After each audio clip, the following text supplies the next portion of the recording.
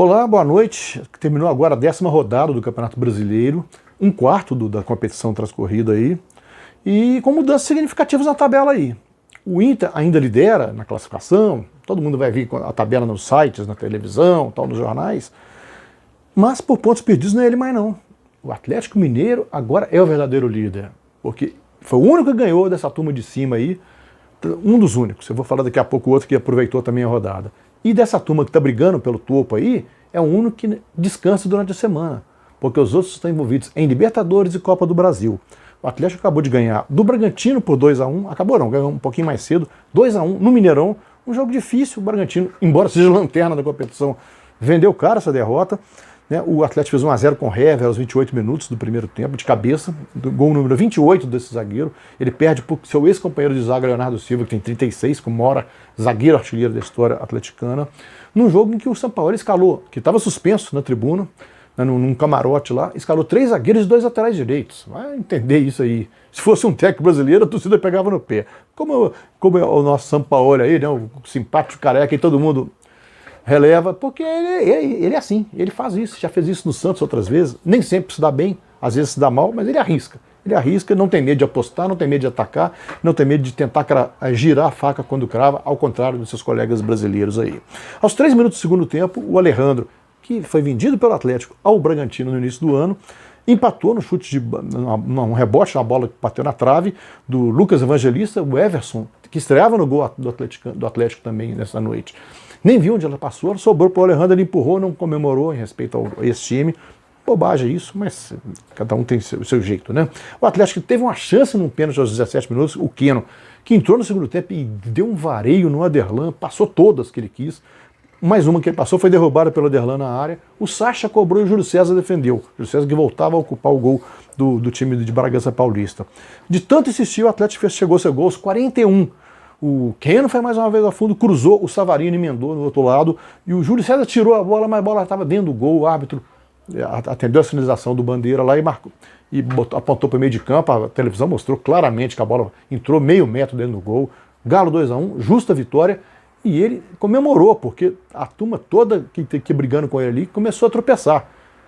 A começar pelo Inter líder.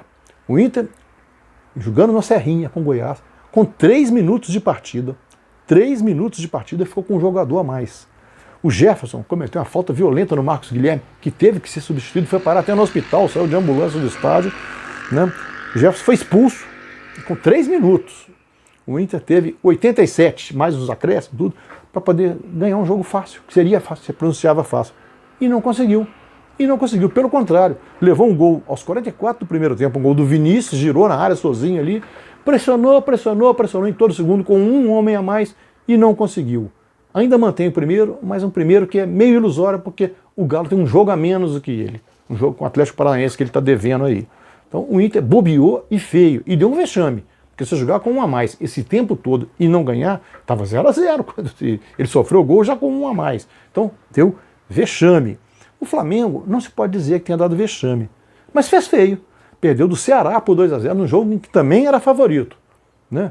E perdeu 2 gols com o Gabriel Barbosa no primeiro tempo, assim, na área, sozinho, finalização limpa, sem pressão do zagueiro, chutou para fora as duas, feio.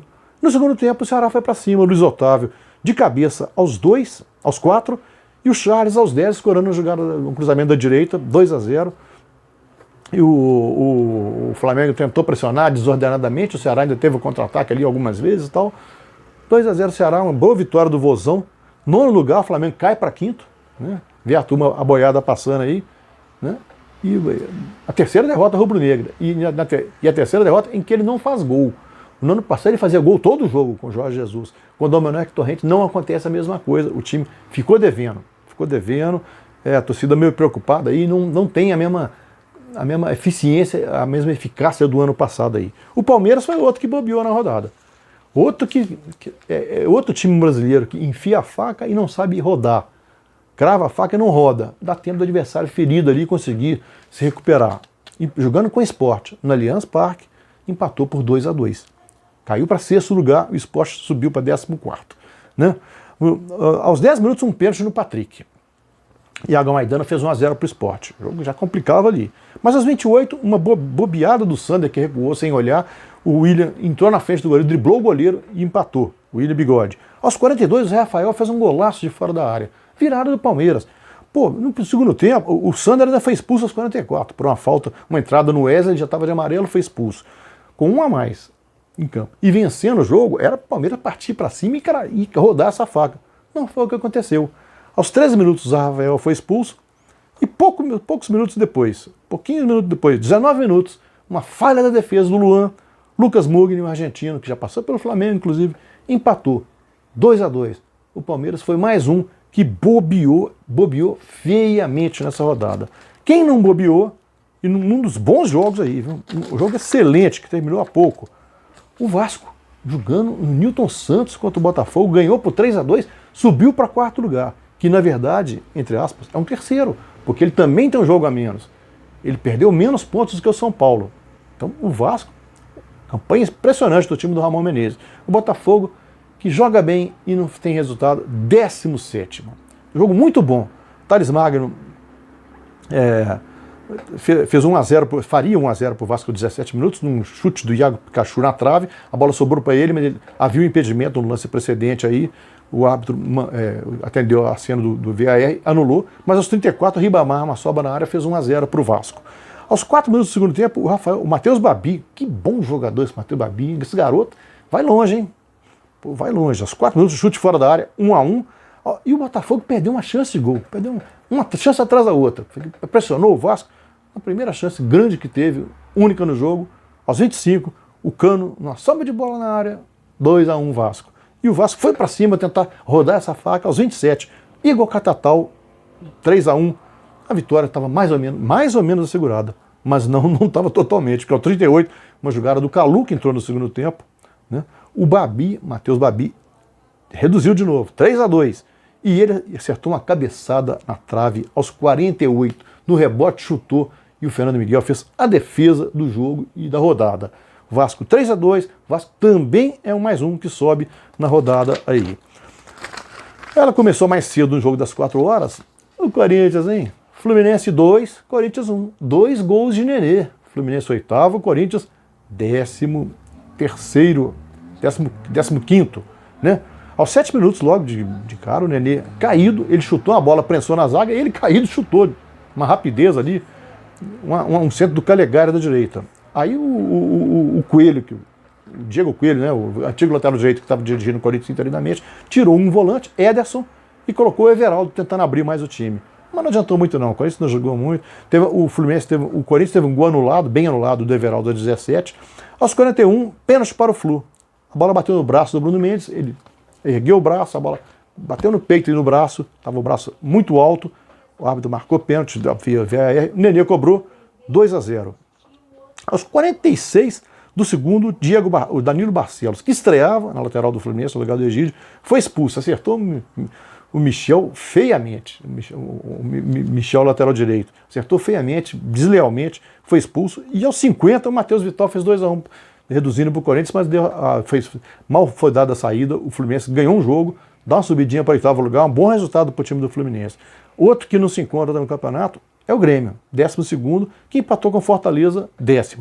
Jogando na arena do Grêmio. Aos 16 minutos, o Oswaldo foi cruzar a bola da esquerda, a bola passou por todo mundo na área, inclusive pelo goleiro Vanderlei. 1-0 pro Fortaleza.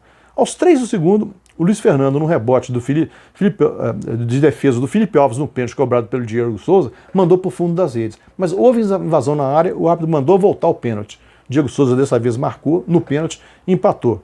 E no finalzinho, Luiz Fernando do Fortaleza e Gabriel Dias, Luiz Fernando do Grêmio, Gabriel Dias do Fortaleza foram expulsos, mas não adiantava nada. O Grêmio bobeou, perdeu aquela fluência que tinha nos últimos anos. O time do Renato não está legal. É um ano que ele não vai brigar.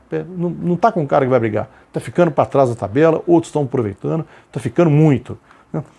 Outro jogo que foi interessante foi a estreia do Mano Menezes do Bahia, jogando em casa contra o Atlético de Goiás, que saiu o vencedor. Com o gol de quem? Do goleiro Jean, que foi formado na base do Bahia. Esse Jean que fez feio ano passado, agredindo a mulher, aquelas coisas, foi quase preso nos Estados Unidos, uma coisa feia, né? Ninguém queria, o Atlético Goianiense aceitou com ele, está fazendo um bom trabalho como goleiro, como jogador. Ele cobrou uma falta na barreira, sobrou para ele mesmo e fez 1-0. O Juninho ainda foi expulso no Bahia aos 47 segundos, mas não adiantava nada. Uma vitória importante aí do Atlético Goianiense, sobe para 11º e deixa o Bahia lá no 17º. Bahia nas horas de rebaixamento.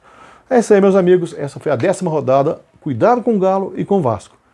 Principalmente o Galo, que vai descansar enquanto o resto vai disputar jogos decisivos. E, curiosamente, Vasco e Botafogo voltam a se enfrentar quinta-feira no mesmo local, no mesmo Newton Santos, abrindo um confronto da 4ª fase da Copa do Brasil. É isso aí, meus amigos. Um abraço, fique com a gente.